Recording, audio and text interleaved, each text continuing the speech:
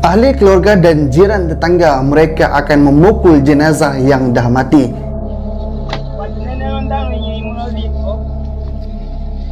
Dengan kayu ataupun pelepah yang sedih berganti sebelum dikuburkan. Kenapa mereka buat macam tu?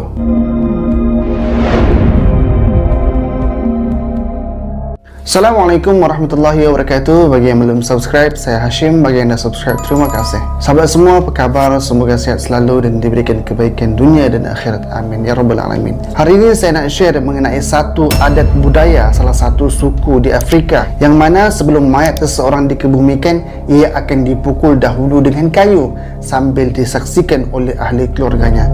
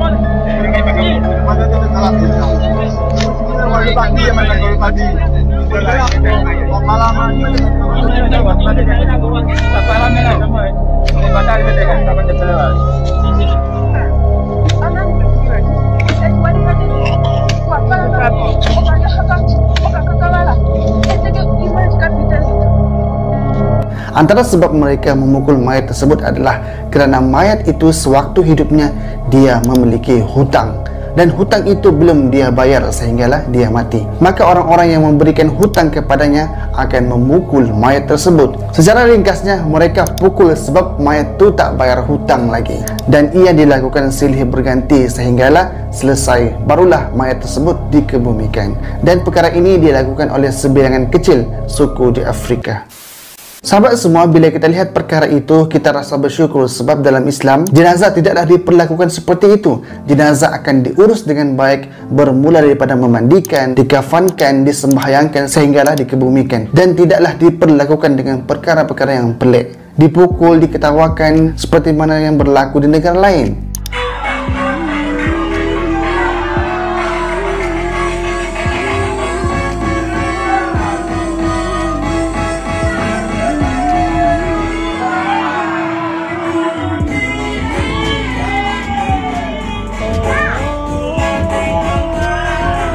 Namun kena ingat, kalau suku di Afrika memukul mayat sebelum dikebumikan akan dapat melunaskan hutangnya, maka dalam Islam sesiapa yang ada hutang akan dibawa sehingga mati dan akan diperhitungkan di padang mahsyar.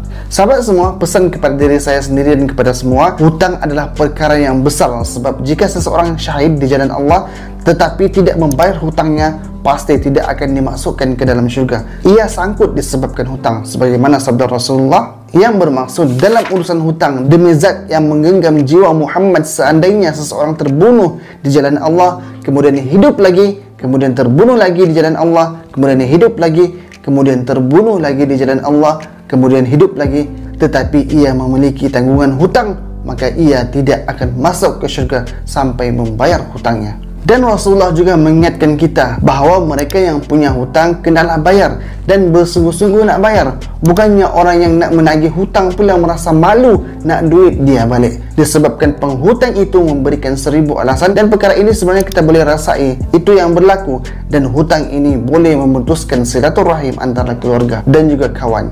Maka jika ada hutang, niat dan berusahalah untuk bayar, kerana Allah akan memberikan kita rezeki yang lebih jika kita ada niat dan usaha untuk membayarnya. Sebagaimana sabda Rasulullah SAW yang bermaksud, barang siapa yang berhutang dan berniat untuk membayar namun dilanda kesulitan sehingga ia tidak mampu melunasinya, maka Allah akan memberikannya keberkatan dalam harta dan membantunya keluar daripada kesulitan yang ia alami. Dan ia juga disebutkan di dalam Al-Quran sebagaimana firman Allah Subhanahu wa taala yang bermaksud, dan orang-orang yang berhutang hendaklah mereka membayar hutangnya dengan cara yang baik. Jika mereka berbuat baik, maka mereka akan mendapatkan balasan yang lebih baik lagi, dan mereka tidak akan merasa takut dan tidak akan bersedih hati.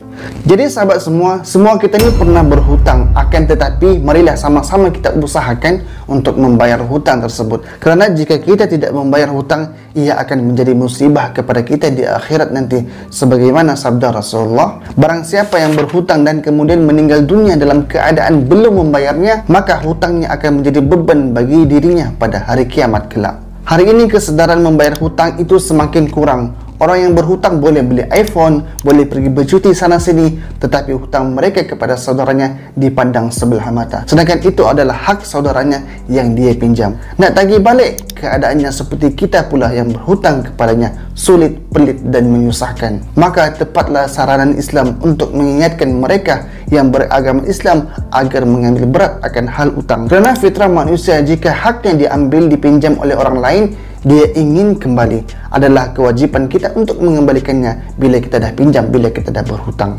Sahabat semua, saya punya hutang, sahabat semua juga punya hutang. Marilah kita niat agar dapat melunaskan segala hutang yang kita ada.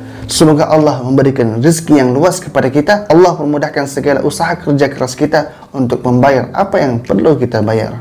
Jadinya video di Afrika itu menjadi pengajaran kepada kita semua bahawa hutang ini antara manusia dengan manusia, dan perkara itu perlu diselesaikan di antara manusia. Kerana jika tidak diselesaikan semasa hayatnya, maka ia akan dibawa kepada kematiannya, yaitu pada alam akhirat. Jadi sama-sama kita beringat, sama-sama kita untuk cuba membayar hutang yang kita ada.